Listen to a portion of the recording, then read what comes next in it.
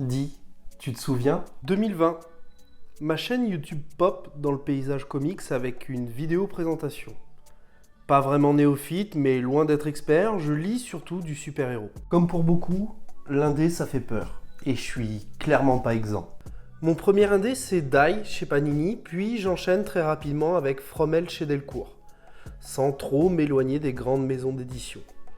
Par peur, ou par timidité peut-être, cette timidité maladive qui m'a toujours pourri la vie. Je découvre ensuite iComics avec les Tortues Ninja, Lock and Key, They Savage Shore.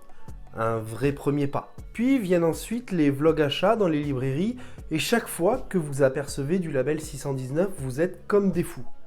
J'avoue que je ne comprends pas vraiment pourquoi. Je sais que c'est cocorico, mais dans ma tête, des Français qui font de l'US, La même année que ces vlogs, en 2021, je rencontre la fine équipe. Wayne, le néophyte, Fox, Mills, que de belles rencontres. Et Mills parle sur sa chaîne de Dirty Old Glory du label 619. Ah, ce bon vieux Mills. Un amoureux de l'indépendant. On pourrait même dire que c'est un spécialiste.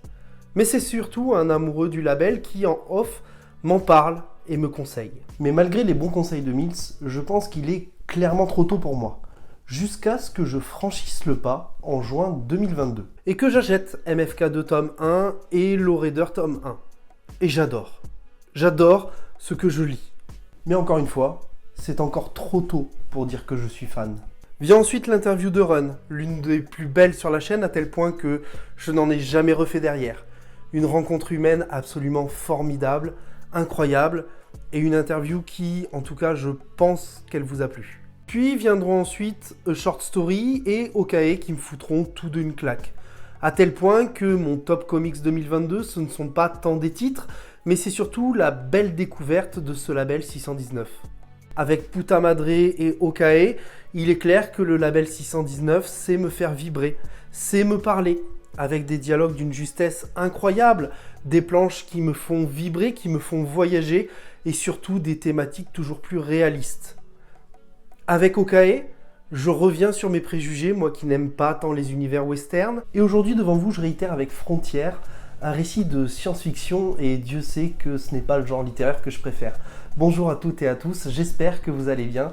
Bienvenue dans cette nouvelle vidéo dans laquelle, vous l'aurez compris, nous allons parler de Frontières, édité au label 619, scénarisé et dessiné par Guillaume Singlin. Frontières, c'est l'histoire de trois personnages, de trois destinées qui vont se croiser.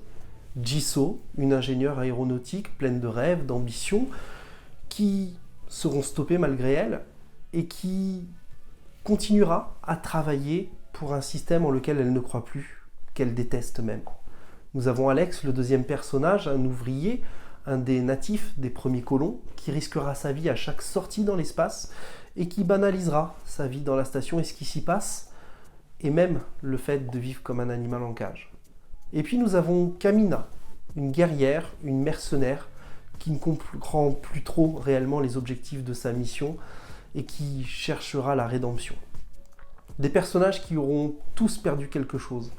Un bras, un domicile, des rêves, des années d'expérience au profit du capitalisme. Frontières aborde différentes thématiques et la première, c'est bien sûr la place de chaque personnage dans cette société, des personnages qui se sentaient comme des pions, à qui l'on a volé quelque chose. Jisoo, que l'on a expulsé de sa terre natale et à qui l'on a volé des années d'expérience, des rêves, à qui l'on a détourné des années de travail au profit du capitalisme. Kamina, à qui l'on a volé un bras. Alex, qui a été expulsé de son domicile, le seul qu'il connaissait. Frontières aborde des thématiques autour de l'être humain. Son mode de fonctionnement, ses rêves, ses désirs, ses croyances, ses problématiques face au capitalisme, à la recherche scientifique, à la conquête de l'espace, à notre impact sur l'environnement. Des thématiques qui nous rappellent avec violence les problématiques de notre société actuelle. Toutes ces thématiques qui sont mises gentiment sur la table au travers de ces petits personnages mignons ne sont pas moins des personnages complexes et profonds. Ce sont des personnages dont vous sentirez les liens. Les liens sont palpables et ils ne vous laisseront pas de marbre, que ce soit les personnages d'ailleurs ou le récit, qui est un récit chargé d'émotions, on peut se le dire. Les dessins fourmis de détails, les planches sont superbes et jouent avec une inspiration très manga. Que ce soit les dessins de repas, le linge étendu et j'en passe, vous ressentirez effectivement ce design qui tient du manga. Les personnages qui, eux aussi, ressemblent à des petits personnages d'une histoire d'Hayao Miyazaki, qui ressemblent à des petits jouets articulés avec des visages enfantins. Mais attention, comme je vous l'ai dit précédemment, ce n'est pas parce que les personnages sont mignons, que les traits sont doux et que les couleurs sont douces, que tout cela ne va pas contraster justement avec la brutalité et la violence des propos. Et j'irai même plus loin, j'ai eu l'impression que ce récit était finalement un récit très intimiste, que je voyais à travers les yeux de Guillaume Singlin, que j'arrivais à comprendre le regard qu'il porte sur le monde. Un regard d'adulte concernant les thématiques et un regard d'enfant ou de rêveur concernant les dessins. Des dessins, comme je vous l'ai dit, qui ont été largement influencés par le côté manga. Mais pas que, puisque j'ai vu quelques références aussi à des séries ou à des films. Frontières, c'est un récit que j'ai adoré. J'y trouve très peu de points négatifs, très honnêtement. Le seul que je pourrais mettre en avant, c'est parfois le rythme qui est un peu lent, mais ça s'arrête là. Mais j'ai adoré Frontières pour une raison qui est simple, c'est moi qui ne suis pas spécialement fan du genre de science-fiction. Eh bien, la richesse et l'ensemble des thématiques abordées, la violence, la brutalité des propos qui sont dans cette histoire auraient très bien pu s'attacher à notre société actuelle, et d'ailleurs en sont le reflet en réalité, mais c'est une histoire qui aurait très bien pu se passer dans les années 1900, que ça n'aurait rien changé à la richesse des propos, à la brutalité des propos, etc. Donc c'est vraiment une histoire que j'ai adorée de bout en bout, que je ne peux que vous recommander.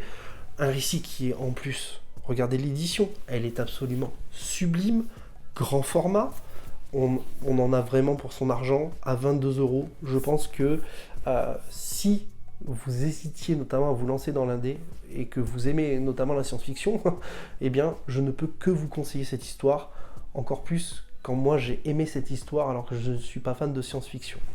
Et j'ai vraiment l'impression que le label 619 me fait mentir à chaque fois.